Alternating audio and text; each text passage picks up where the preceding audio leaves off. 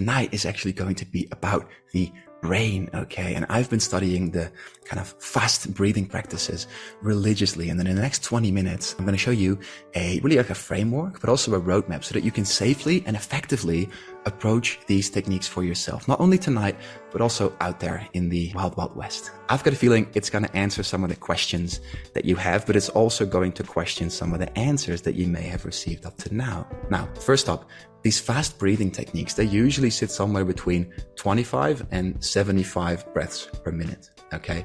And for the purposes of the talk tonight, it's actually not really important what the technique is. You could do it by breathing a double breath. You could do a circular breath. Sometimes they call that a conscious connected breath, right? You could do a nose breath. You could do a mouth breath. Interestingly enough, it actually doesn't really matter. It's sort of irrelevant. It's more about the rhythm and the rate of the breathing, because physiologically, it's going to have the same effect. And that's what you're going to learn today, the effects of fast breathing on the brain, on the nervous system, and also on the physical body, okay? So here's a little bit of a crazy fact that we'll begin with. For every micromilliliter, of carbon dioxide that you breathe out of your blood and your lungs, your brain will lose 2% of blood supply.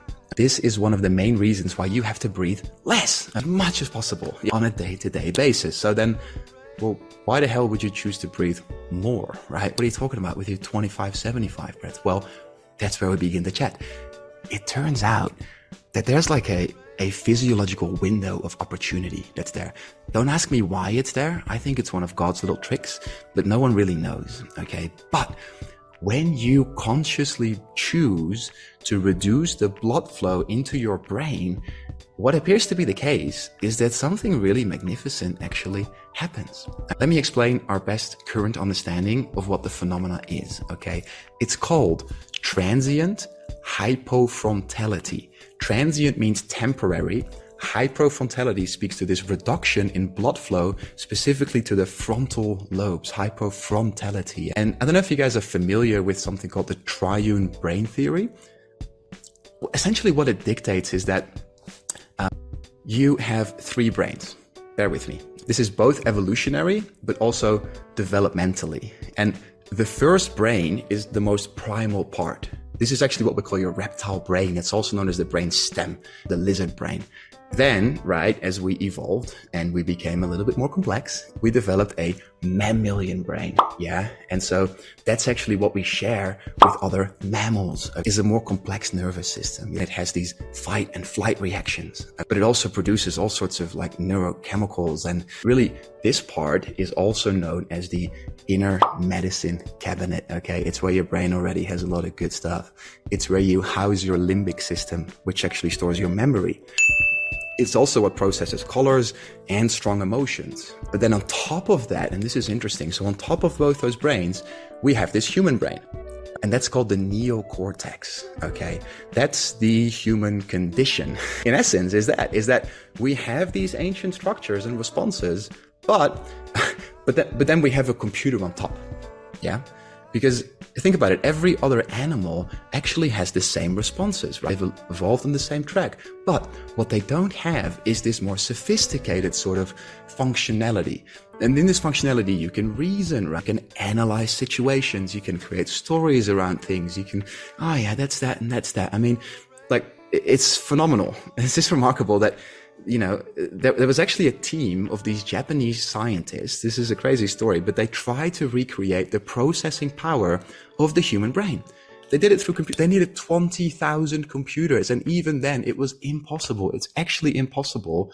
And it's beautiful just how complex the human brain actually is. The fact that I can sit here right now, right? And I'm talking to you and I'm sharing all these ideas and you're somehow understanding, hopefully some of them, but this is also where it gets interesting because, bear with me, our complexity can actually work against us, particularly in this modern world that we live in. It's almost like for these less sophisticated structures, for animals in the animal kingdom, some things are actually easier. So an example of that would be they actually process stress a lot more efficiently. So if you go down in the Serengeti of Africa, and you see a zebra getting chased by a lion, well, that's just how it is, And if the zebra happens to get away, it will just get up and it will shake it off and it will go on with the day. It doesn't have this opportunity, to filter that input through its prefrontal cortex, right? It doesn't have to, it can't go through the human computer. So it doesn't create a story around it, right? It doesn't go back to the other zebras and it goes, hey, do you think that the lion is actually like a representation of my dad, because it's like my father wound that's actually playing out in this bite mark here? Is that what's going on? Yeah? Or do you think it's because these stripes that I have on my leg make me look fat, right? Is that why the lion was after me? No, right? It can't do that. It just gets on with it. This is actually quite silly because one of my favorite books is called Why Zebras Don't Get Ulcers. And I know this is super ironic because I got ulcers when I was 24 years of age. Anyway, animals do not have the ability to do that, right? They don't have this part, they can't internalize it. Whereas us humans, well, we actually have that same ability. We have ability for things to happen to us, for us to process it and just move on. Our bodies, they know very well how to process excess stress. But our brains have the ability to internalize it, right? So this is really interesting. And this 3-brain theory is fascinating. And of course, it's not completely accurate, right? It's a bit simplified, but it does give us a model. And in neuroscience, they actually have this concept. And this concept is called first in, last out. And so what that dictates, if you reverse it, is that when you reduce the blood flow to the brain, right? That's what we're talking about. We're about to reduce blood flow to the brain. So if you do that, if you do this conscious form of deep breathing, like we're about to do tonight, the first thing that's going to go offline is the last thing that came online. The last part to develop, the human brain, is the first part to go. This is just the natural order of priority. The thing that we can turn offline for a moment is actually the prefrontal cortex. Quite interesting. Whereas if you think about functions of the brainstem, right, beating your heart, your sexual functions, and your breathing, there's always going to be priority over like executive thinking. When we look at brain scans of people, and we're starting to get a lot more neuroimaging, right, and a much better understanding of how breath actually works, what seems to happen is, or what seems to be the case, is that in these forms of hyperventilation, in these forms of fast breathing practice, whether it's circular breathing or really any of the techniques, the blood flow specifically to the prefrontal cortex will actually temporarily be redirected. Bear with me, because this is why the thinking and ruminating part of your brain will stop when you do breath work. Yeah, it's actually not so different from the research into psychedelic medicines. You see, there's actually another structure, okay, which also has a reduction in blood flow. And this is called the default mode network, which is also known as the spiritual seat of the ego or the soul. This is the part of your brain that can identify you as you.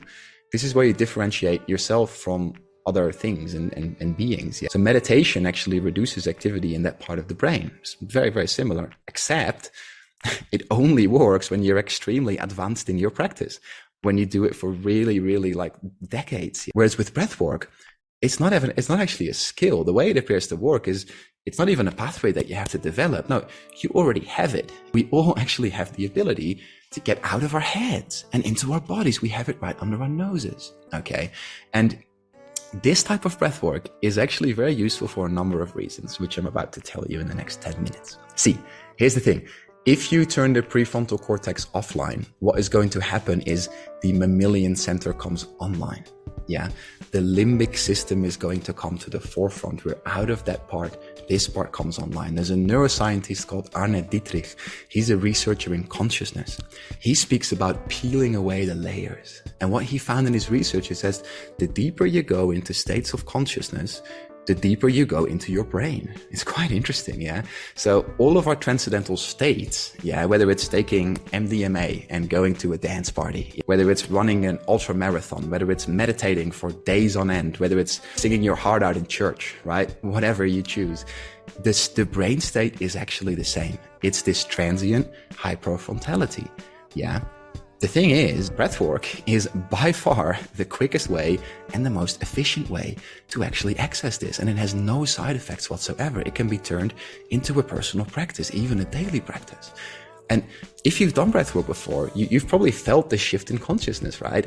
As the session begins, your sort of mind, in the beginning of the session, your mind is like hyperactive. It's thinking about all sorts of like everyday stuff. It's got all these anxieties. And then as the session progresses, ordinary thinking will quiet down. You might see colors, you might see shapes, you might even have memories resurface, flooding, and you might actually get strong emotions that come to the surface. And the reason why is because your limbic system, is where you have visual processing. This is where you can experience flashbacks, and all these really old stress responses can come to the forefront because they live somewhere in your brain. Our current hypothesis of what happens when you do breathwork is that through this like precision application of these specific breathing techniques, if you know what you're doing, you have an experienced guide, you're able to turn someone's analyzing brain offline. Okay, for just a moment, and you allow their limbic system to come online. And this is actually where we deeply process stressful events. It's where the reflexes and the patterns reside.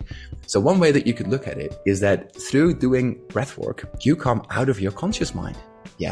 And what happens is then your subconscious can actually come online. That's a really simplified view of it. Now, question is, why would we do that? Which is quite a valid question. And it's quite different to how we normally approach healing. Because if you think about therapy and how we like process stress in our society, our normal response when something happens is like, hey, we're going to talk about it, right? We were just going to, something happened.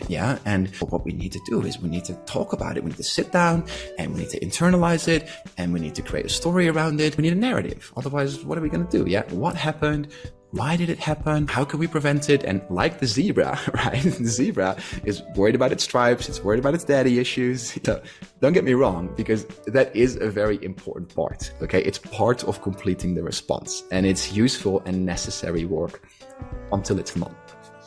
You see, it's actually quite helpful to figure out what kind of knee-jerk reactions and sort of triggers that we have to situations. But it's even more helpful to stop beating around the bush. Okay, and beating around the bush in this analogy would be the subconscious mind, right? The bush, and that's actually the deeper stored memory that we're trying to get to. We need to get to the source instead of trying to enter through the doorway of the prefrontal cortex, right? And that prefrontal cortex, that thinking brain, actually locks itself off.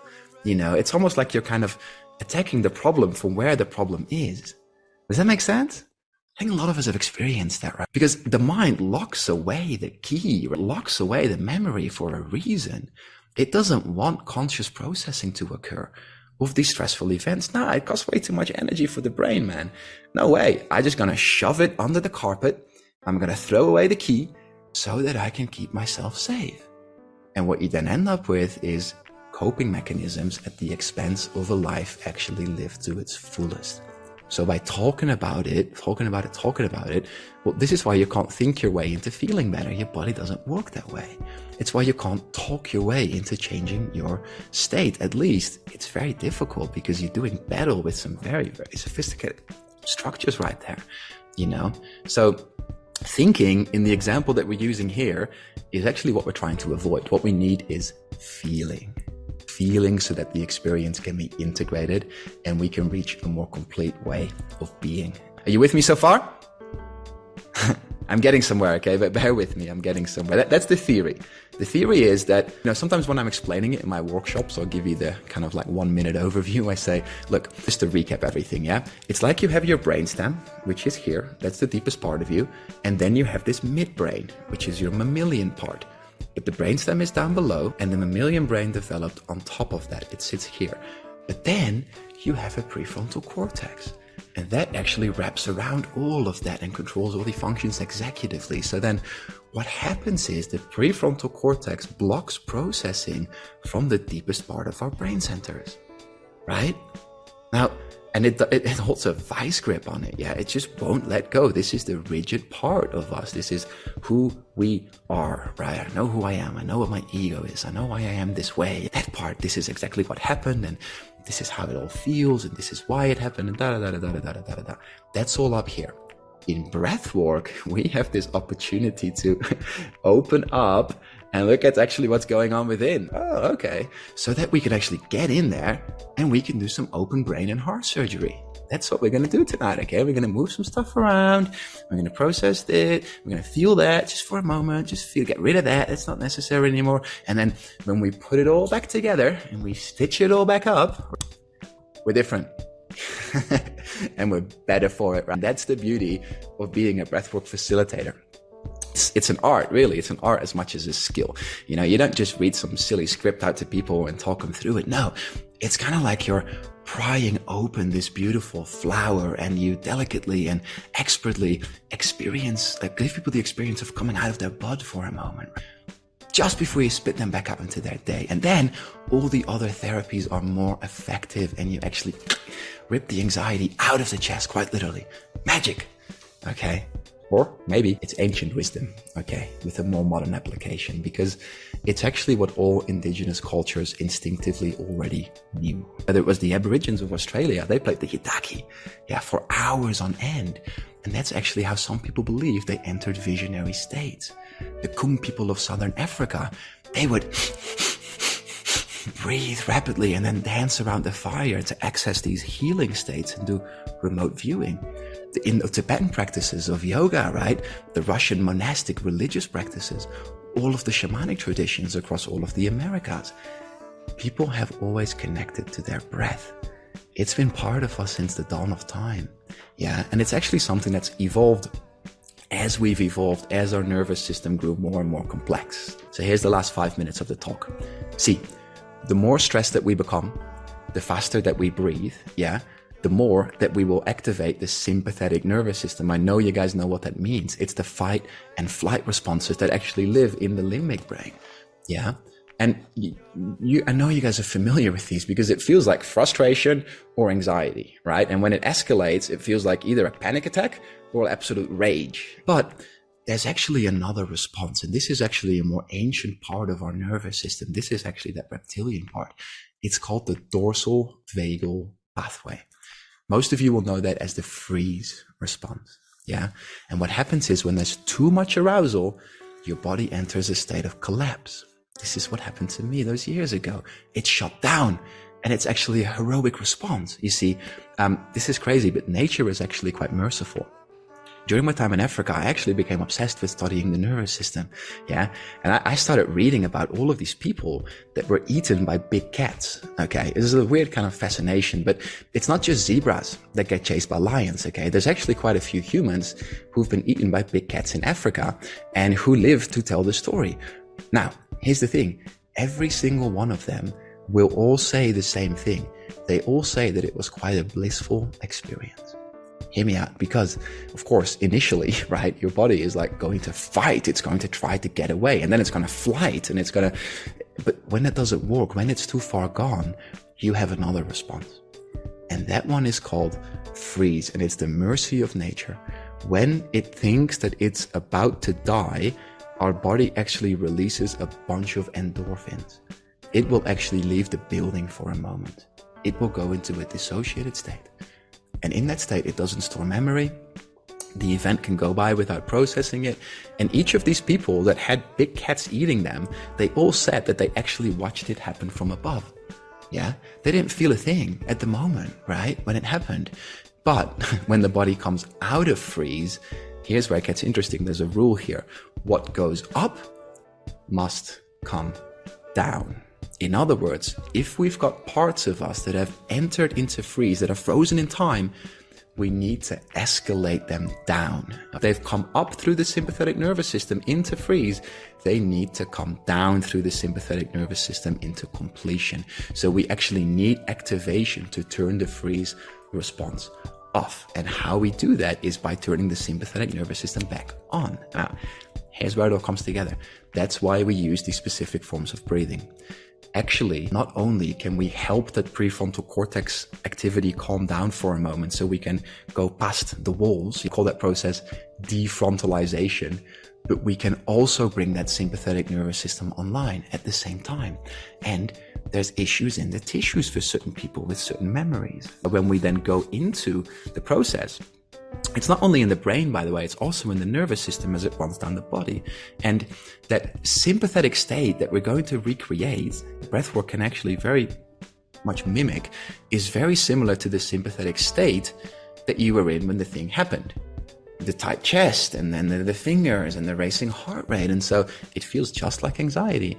And so you're almost creating this sort of sensation of stress, of tension, and of these stored responses. So what you're doing is you're giving a full body a reactivation, and then you complete the old survival response. And back to the zebra, back in the day, if it's been chased by the lion and it gets away, what it's going to do is it's going to shake it off. It's going to go to a safe place and it's going to put itself back together. A couple of cracks, a couple of kinks, a couple of pops, a few tremors, a few shivers, a couple of deep breaths, and we're good to go. Get on with the day.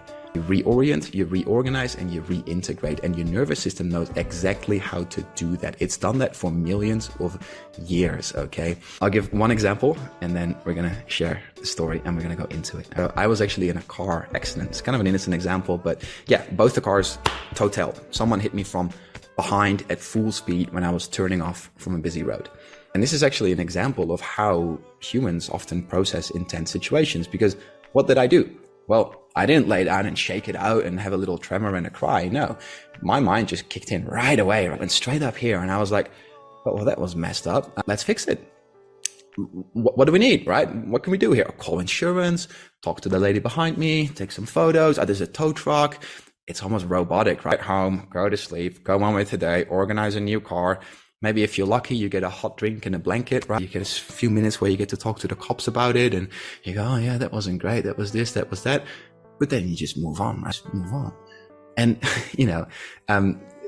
talking about it at that point is actually also not necessarily what is going to help. Though, it's quite interesting because, the things that you might say, be like, oh yeah, no, it went so quick. And, I actually woke up the next morning and I didn't sleep well, like definitely not. But straight away, my mind just kicked in and took over. And that's exactly what happened. And that's exactly what continues to happen when you have these types of responses. We completely skip feeling and we go straight into, what's the solution? And how do we move out of here? We go into thinking. And luckily, when it happened, it wasn't actually too bad for me. I was physically totally fine. But then here's the thing. What started to happen is every single time I would drive, there was a really annoying thing that would happen. I would get these nervous shivers. Have you ever felt that? Like these really weird, nervous shivers that happen. It's like a little discharge through your nervous system, comes from your spine into your arms, into your hands. And what happened to me was specifically every time I would turn off on a big road and I would indicate right, it never happened when I indicate left, because when I indicate right, there was this thing. I just couldn't help it. And I kind of had to look behind me and I would get this nervous shiver every single time. And it made no sense, right? Part of me was still afraid that I was about to get slammed.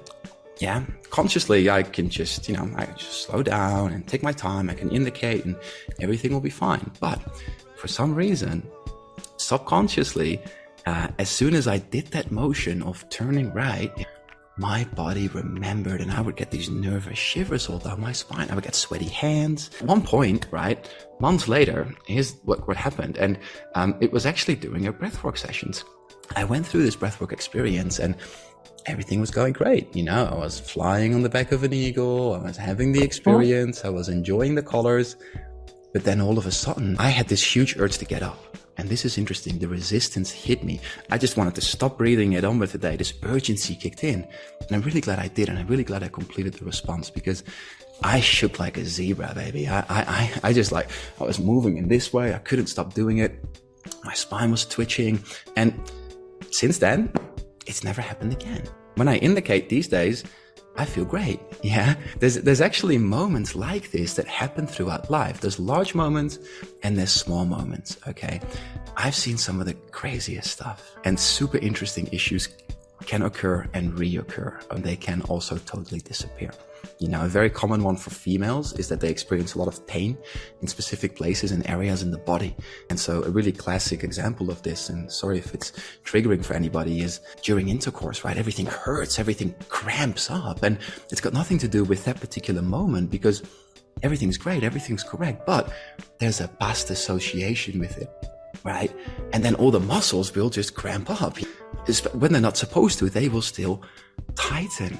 And this is the same with people that walk around with back pain, shoulder pain, migraines, a tightening of our experience. And you would never usually associate that with something that might have happened years ago. But your body and your brain do. They do remember, and they do store reflexes and unconscious reactions. And then when you think about it, what are the most available forms of therapy today? They're all head to head. And look, sometimes we need to analyze a situation, and we live in a thinking world. It's important. However, sometimes we need to go deeper than that. A somatic approach. It's actually very different than communicating only at this level. We want to include the body, and we want to actually start diving deeper and going beneath the surface. And that is exactly what we are about to do. We're going to have this conversation that is deeper than just the head. And what I talk about sometimes is, like you see behind me here, an iceberg. Not just my tip of the iceberg to your tip of the iceberg, which is my head to your head, but also my body to your body, my nervous system to your nervous system. And this is actually where 90% of the bottom of the iceberg, the physiology, the nervous system, and the unconscious body will do the work for you. So